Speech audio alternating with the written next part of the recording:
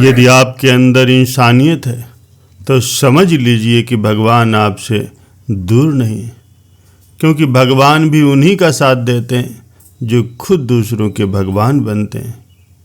इसलिए हमेशा ही दूसरों की भलाई कीजिए, भलाई के कार्यों में ही अपना जीवन व्यतीत कीजिए, क्योंकि आपको भी पता नहीं है कि कब भगवान आपको किसी का भगवान बना करके भेज दें।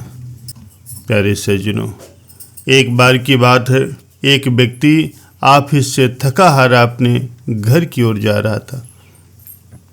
वो व्यक्ति अकेला ही रहता था। उसके पास इतनी ताकत भी नहीं बची थी कि वो घर जाकर के खाना बना करके खा सके। उसने सोचा कि आज मैं होटल से ही खाना खा लेता हूँ, इसलिए वो एक होटल में गया। उसने अपने लिए कुछ खाने का ऑर्डर दिया। कुछ देर में होटल वाले ने उस व्यक्ति के टेबल पर खाना रखा। वो व्यक्ति जैसे ही खाना खाने वाला था कि उसने देखा कि खिड़की के बाहर दो बच्चे बेबस भरी आंखों से उस व्यक्ति के लिए आए खाने को बड़े ध्यान से देख रहे थे। दोनों बच्चों ने फटे पुराने कपड़े पहने थे। उन्हें बहुत भूख भी लगी थी, इसीलिए वे बच्चे उस व्यक्ति को बहुत ध्यान से देख रहे थे। ये देखकर उस व्यक्ति ने उन दोनों बच्चों को अंदर बुलाया और पूछा, तुम्हें क्या चाहिए? तो उन बच्चों ने टेबल पर पड़े खाने की ओर बड़ी विनम्रता से इशारा किया। उस व्यक्ति ने अपने सामने वाली टेबल पर बैठा करके उनके लिए भी खाने का ऑर्डर दिया। खाना जैसे ही उनकी टेबल पर आया, उन दोनों बच्चों ने तुरंत ही उस खाने को ख़त्म कर दिया। उन्हें भूख इतनी लगी थी कि उन बच्चों ने उस व्यक्ति के हिस्से का भी खाना खा लिया।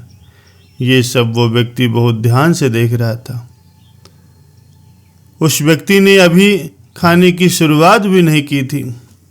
जब उस व्यक्ति ने अपनी जेब की तरफ देखा तो उसने पाया कि उसके पास ज़्यादा पैसे नहीं हैं। अब वो डर गया और सोचने लगा कि अब मैं क्या करूं। फिर भी उसने हिम्मत करके होटल वाले से बिल मांगा। होटल वाला बिल लेकर के स्वयं उसके पास आया। उस व्यक्ति ने जैसे ही बिल को देखा तो वो दंग रह गया।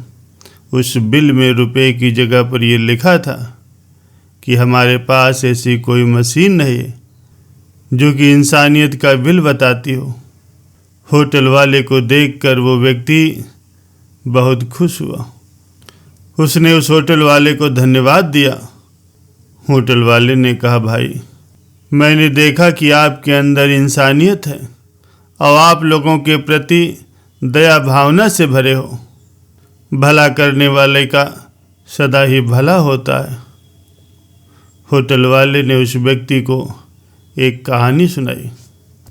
उसने कहा कि सालों पहले एक नगर में भीमा नाम के एक राजा का शासन हुआ करता था। वो दिल का बहुत अच्छा था और अपनी प्रजा को खुश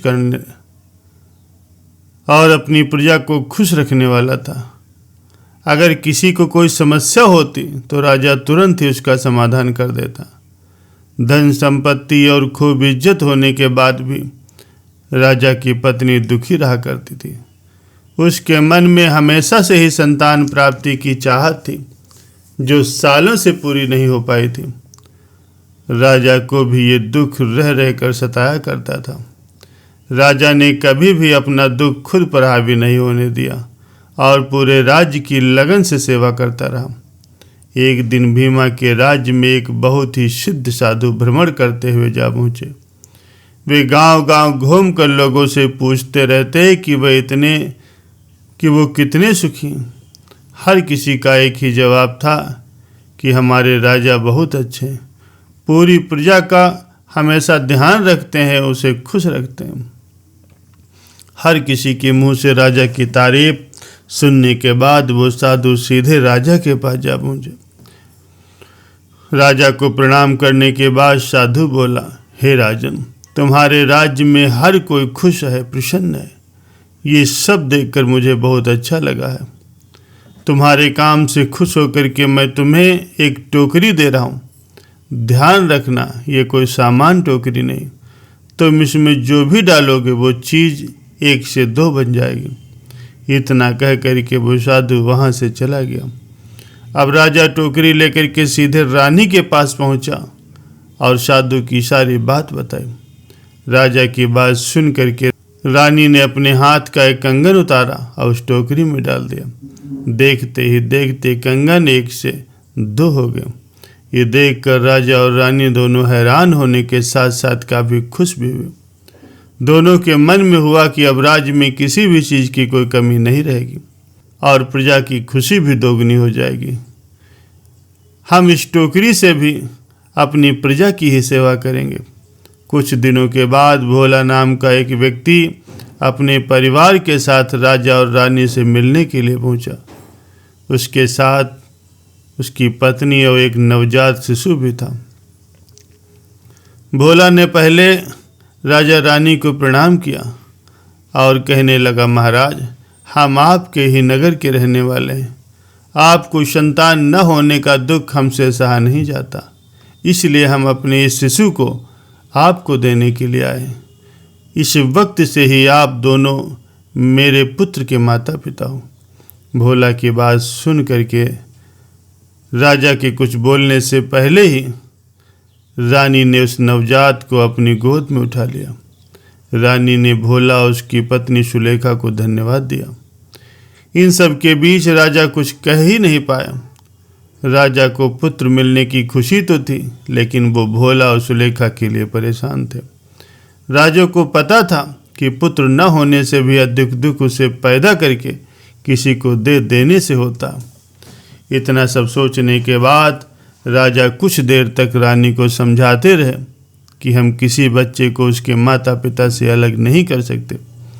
राजा और रानी की बातें सुन करके भोला और सुलेखा उसके साथ हाथ जोड़कर पुत्र को रखने की प्रार्थना करने लगे।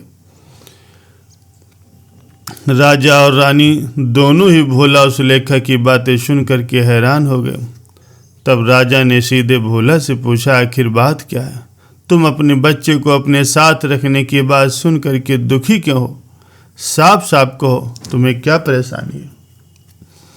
राजा की बातों का जवाब देते हुए भोला ने कहा, महाराज, हमारे बच्चे को एक श्राप है। अगर वो 12 दिन हमारे पास रहता है तो 13वें दिन उसकी मृत्यु हो जाएगी।